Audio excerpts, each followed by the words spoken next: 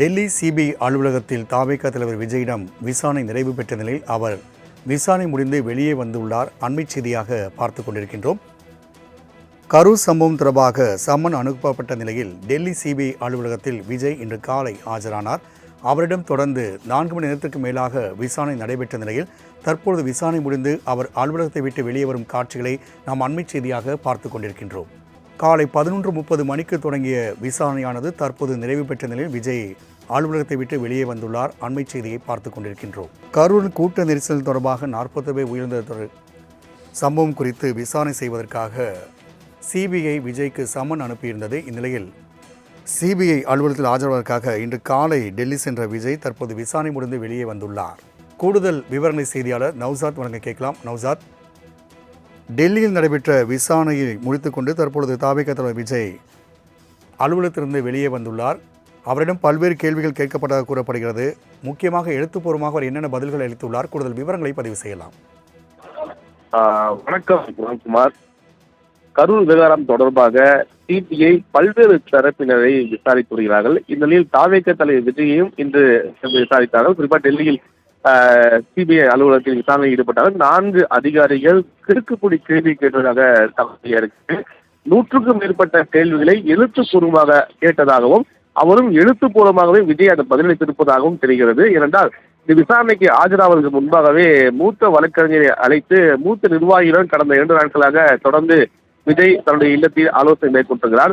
அந்த ஆலோசனைக்கு பிறகு இந்த விசாரணை ஈடுபட்டது மிக முக்கியத்துவம் வாய்ந்ததாக பார்க்கப்படும். இன்று காலையில் சரியாக 6:30 மணிக்கு சென்னையிலிருந்து கிளம்பினார். 7 மணிக்கு அவர் டெல்லி செல்வதற்கான விமானத்தில் சென்றார்.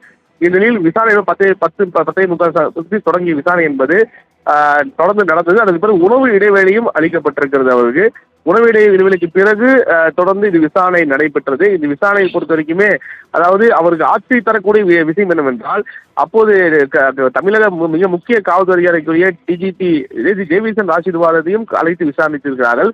ஏற்கனவே இந்த கரூர் விவகாரத்தை பொறுத்த வரைக்குமே முன்னுக்கு முரணாக காவல்துறை தரப்பில் தகவல் தெரிவிப்பதாக தவேக நிர்வாகிகள் தகவல் தெரிவித்தாலும் கூட, ஆனால் காவல்துறையினர் பாதுகாப்பாக அழைத்து வந்தார் என விஜய் அந்த மேடையில் பேசியது மிக முக்கியத்துவம் பார்க்கப்பட்டது. அந்த அடிப்படையில் டேவிட்சன் ஆசீர்வாதம் கூட அப்போது பத்திரிகா சந்திப்பில் கூட விஜய் பேசியதை குறிப்பிட்டு அது பத்திரிகா சந்தித்திருந்தார்.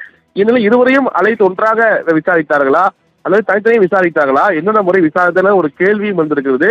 இருந்த போதிலும் 100க்கும் மேற்பட்ட கேள்வி கேட்டதாகவும் அதில் எழுத்துப்பூர்வமாக பெற்றிருப்பதாகவும் சிபிஐ வட்டாரத்துடைய அதிகாரிகள் தகவல் தெரிவிக்கிறார்கள்.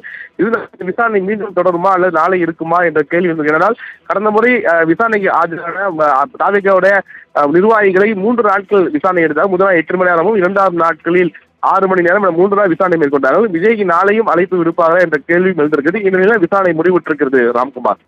நௌசாத், ஏற்கனவே பல்வேறு நிர்வாகிகள் மற்றும் வேலுச்சாமிபுரத்திலும் சிபிஐ அதிகாரிகள் விசாரணை மேற்கொண்ட நிலையில் விஜயிடம் நடைபெற்ற இந்த விசாரணையானது முக்கியத்துவம் வாய்ந்ததாக பார்க்கப்படுகிறது. இந்நிலையில் விஜயிடம் கிடுக்குப்பிடி கேள்விகள் கேட்கப்பட்டதாக கூறப்படும் நிலையில் இதற்கு அடுத்தபடியான நடவடிக்கை என்னவாக இருக்கிறது? கூடுதல் விவரங்களை பதிவு செய்யலாம்.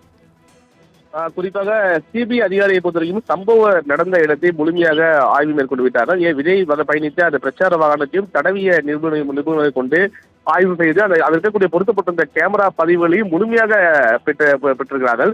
அந்த ஆவணங்களையும் கூடுதலான ஆவணங்களையும் வைத்ததும் இல்லாமல் நேரடியாக அந்த பாதிக்கப்பட்ட பகுதியை வந்து அங்கக்கூடிய மக்களிடமும் பாதிப்பு ஏற்பட்ட இடத்தையும் முழுமையாக ஆய்வு மேற்கொண்டதும் இல்லாமல் அந்த கரூர் பகுதியை சேர்ந்த மாவட்ட ஆட்சியர், காவல்துறை கண்காணிப்பாளர் உள்ளிட்டரையும் டெல்லிக்கு அழைத்து விசாரணை மேற்கொண்டது கூட மிக முக்கியத்துவம் வாய்ந்ததாக பார்க்கப்பட்டது. இதற்கு பிறகு விஜயிடம் முழுமையாக விசாரணை முடித்த பிறகு இவர்கள் குற்றப்பத்திரிகை தயார் செய்து உச்சநீதிமன்றத்தில் தாக்கல் செய்து அதற்கு பிறகு யாருமே நடவடிக்கை எடுக்க வேண்டும், அரசின் தரப்பில் பிரச்சனை இருக்கிறதா அல்லது விஜய் தரப்பில் பிரச்சனை இருக்கிறதா என்பதற்கான தீர்வு என்பது கிடைக்கும். அந்த அடிப்படையில் யார் குற்றவாளியாக இருக்க போகிறார் என்ற கேள்வியும் இருக்கிறது. இது முழுமையாக சிபிஐ தாக்கல் செய்த குற்றப்பத்திரிகையை பொறுத்தே முழுமையாக இதுக்கான தீர்வு வரும் எதிர்பார்க்கப்படுகிறது. ராம்குமார். நௌசாத், விஜயுடன் சேர்ந்து டிஜிபி டேவிட்சன் தேவாசீர்வாதமும் விசாரணைக்கு அழைக்கப்பட்டிருந்தார். அவரிடமான விசாரணை நிறைவு பெற்றுள்ளதா? அவருடன் தொடர்ந்து விசாரணை மேற்கொண்டதாக தகவல் இருக்கிறது. ஏனென்றால் டேவிட்சன் ஆசீர்வாதத்தை அழைப்பார்கள் என விஜய் தரப்பிலும் எதிர்பார்க்கவில்லை. ஏனென்றால் முழுமையாக இவருதான் விசாரணைக்கு சம்மன் அனுப்பப்பட்டதாக எதிர்பார்த்திருந்தார்கள். ஆனால் டேவிட்சன் ஆசீர்வாதம் டிஜிபி அழைத்து முக்கியத்துவம் வாய்ந்ததாக பார்க்கப்படுகிறது. என்றால் விஜயும் டேவிட்சன் ஆசீர்வாதம் ஒரே நேரத்தில் விசாரணைக்கு ஆஜராக இருக்காங்க. இந்த 2 பேரையுமே ஒன்றாக வைத்து விசாரித்தார்களா அது தனித்தனியே விசாரித்தார்களா இரண்டு பேரும் செல்லக்கூடிய கருத்து முன்னுக்கு முரணாக இருக்கிறதா உள்ளிட்ட குறித்து முழுமையாக அதிகாரிகள் விசாரித்ததாகவும் இவர்களும் டிஜிபியாரிடம் கிடுக்குப்படி கேள்வி கேட்டதாகவும் தகவல் இருக்குது. ஏன்னா காவல்துறை பாதுகாப்பு பொறுத்த வரைக்குமே 500க்கும் மேற்பட்ட காவல்துறை பாதுகாப்பட்டதாக ஒரு பத்திரிகை சந்திப்பில் டிவி சாரதி தெரிவித்தார். ஆனால் தமிழக அமைச்சர்கள் 500க்கும் மேற்பட்ட கேள்விதான் மாற்றி மாற்றி தெரிவித்தே பெரும் சர்ச்சை ஏற்படுத்தது. இந்த நிலையில் சிபிஐ இது போன்ற கேள்வி கேட்டிருப்பாங்க என்ற கேள்வியும் எழுந்திருக்கிறது. அந்த அடிப்படையில் தான் டிஜிபி ஆசீர்வாதம் தரப்பு அவர்கள் விசாரணை மேற்கொண்டுவதாக தகவல் வெளியாக இன்னும் விசாரணை முடியவில்லை என்று தெரிகிறது. ராம்குமார். நௌசாத், தற்பொழுது விஜயிடம் இந்த விசாரணையானது இன்று நிறைவு பெறுவதற்கான வாய்ப்புகள் இருக்கிறதா அல்லது நாளையும் அவர் ஆஜருக்கான வாய்ப்புகள் இருக்கிறதா? இது குறித்து அங்கே இருக்கக்கூடிய செய்திகள் என்ன தெரிவிக்கின்றன? கடந்த முறை இதே போல தாவேகா நிர்வாகிகள் ஆஜரானார்கள். அவர்கள் தரப்பு தெரிவிக்கும் போது நாளையும் எங்களை ஆஜராக தெரிவித்திருப்பதாக பத்திரிகை தெரிவித்தார்கள். இந்த முறை விஜயும் இன்று அவருடைய விசாரணை முடிந்திருக்கிறது. இருந்தாலும் நாளையும் நீட்டிக்கும் என எதிர்பார்க்கப்படுகிறது. என்றால் நாளை தான் டெல்லியிலிருந்து அவருக்கு கிளம்புவதற்கான திட்டமிட்டிருப்பதாக தாவேகா நிர்வாகி தெரிவித்திருந்தார்கள். இந்நிலையில் அந்த விசாரணை என்பது நாளை நீடிக்கும் பட்சத்தில் அவர் டெல்லியில் தங்கியிருப்பார். அதற்கான ஏற்பாடும் செய்யப்பட்டிருப்பதாகவும் அதுக்கு பாதுகாப்பு ஏற்பாடும் 2 அல்லது 3 நாட்களுக்கு கொடுக்க வேண்டும் என டெல்லி காவல்துறை ஏற்கனவே தாவேகா சார்பாக அந்த கடிதம் கொடுக்கப்பட்டிருக்குது.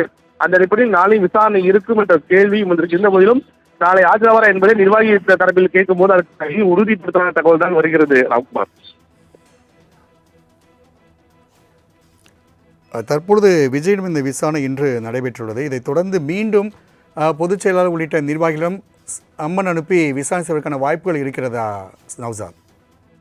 நீங்க குறிப்பிட்டது மிக முக்கியமாக கிளியர் பார்க்கிறது. வாய்ப்பும் இருக்க வாய்ப்பு இருக்குது. ஏனென்றால் நிர்வாகிகள் கொடுத்த தகவல் ஒருபுறம் இருக்கிறது. அதே போல விஜய் தரப்பு என்ன தகவல் கொடுக்கப்பட்டது மிக முக்கியம் ஒன்றாக இருக்கிறது. ஏனென்றால் நிர்வாகிகள் தான் விஜய்க்கு பொறுத்த வரைக்கும் பிரச்சாரத்தை என்பதே விஜயோட மிக முக்கிய நிர்வாகம் இருக்கிறது. ஆனால் அவர் எங்கே வர வேண்டும், எங்கே பேச வேண்டும், எது போன்ற கருத்து தெரிவிக்கும் என்பது முழுமையாக நிர்வாகிகள் தான் அதை முழுமையாக தீர்மானிக்கிறார்கள். ஏனென்றால் கரூரை பொறுத்த வரைக்குமே கரூர் நாமக்கல் உள்ளிட்ட பகுதியை பொறுத்த வரைக்குமே அந்தந்த மாவட்ட செயலாளர்கள் முன்கூட்டி 2 நாட்களுக்கு முன்பாகவே குறிப்பாக தாவேகாவுடைய பொதுச் செயலர் ஆனந்துடன் ஆலோசனை மேற்கொள்கிறார்கள். அதே போல ஆதவஜனாவிடமும் ஆலோசனை மேற்கொண்டு எங்கு வந்தால் நெருக்கடி இருக்காது, எங்கு வந்தால் பாதிப்பு இருக்காது, எந்த பகுதி சரியாக இருக்கும் ஏற்கனவே மாநில நிர்வாகத்திடம் ஆலோசனை மேற்கொண்டுதான் அவர் இந்த பகுதி வரவேற்கிறார்கள். ஆனால் அது விஜய்க்கு தெரிகிறதா இல்லையா என்ற கேள்வியும் இருந்திருக்கிறது. இருந்த போதிலும் இதில் விஜய் தெரிவிக்கும் கருத்து முன்னுக்கு முன்னாக இருக்கும் பட்சத்தில் நிர்வாகிகளையும் அழைத்து விசாரிக்க கூடும் என்ற கருத்தும் மூத்த பத்திரிகையாளர்களும் குறிப்பாக அரசியல் போது இந்த கருத்தை பதிவிருக்கிறார்கள். ராம்குமார். நௌசாத், தகவலுக்கு நன்றி.